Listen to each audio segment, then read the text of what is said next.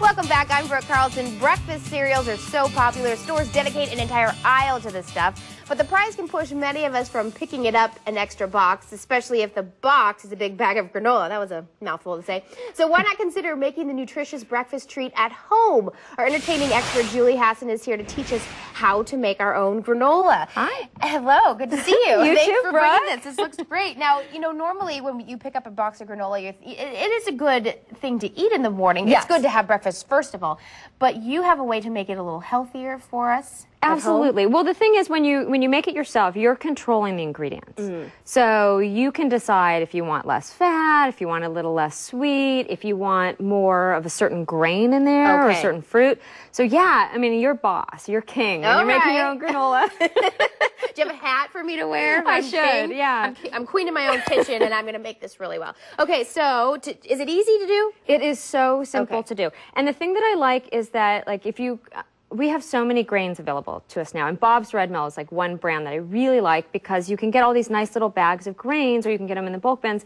You don't have to buy 25 pounds. So you can go and you can get anything you need. Okay. So the first thing we're going to do is we're going to start off with rolled oats. These are just old-fashioned rolled oats, very good for you, heart healthy. You know, they say we should be eating oatmeal every morning, but granola is the same thing. Yeah, you're just adding a couple more ingredients to it. Yeah. So how much do you start out with? Okay, so this is 3 cups for this recipe. And then we have something called millet. Now, millet is a grain. It's really nutritious. The great thing is you don't have to cook it. And it really, here, you want to try? Yeah.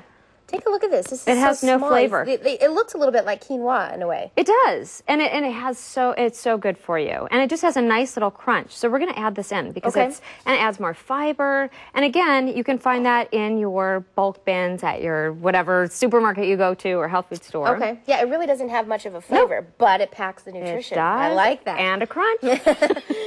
We have a ground flaxseed. Oh, okay. Very good. Omega-3 fatty acids, fiber. Yeah. Really good for you. We all know that flaxseed and fiber is good for you. Okay. Okay, now we have some brown sugar. And so if you want to dump that in. Now you can add the amount that you want. So we added 1/4 cup. If you want a little sweeter, you could add 1/3 cup. You could add a little less if you wanted to. Okay. And this is? Ground cinnamon. And cinnamon has all kinds of health benefits too. So really everything in this is like a nutrition powerhouse. But it's good. And so these are the basic ingredients you need here. And you have a couple here that are additionals that you could add to it to make it a little more fun. Yes. So this is where you can have a lot of fun. So if you want to mix that together, and then once it's mixed together, we're going to add in some oil and vanilla and some agave nectar. Okay.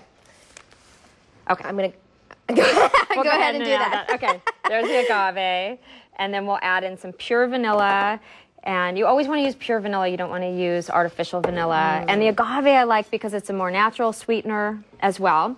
Okay, so for these other ingredients, you can add in nuts. Okay, thanks, Julie. And we'll put this recipe online. And for more great ideas, visit everydaydish.tv. Thanks for watching. Better. We'll be right back.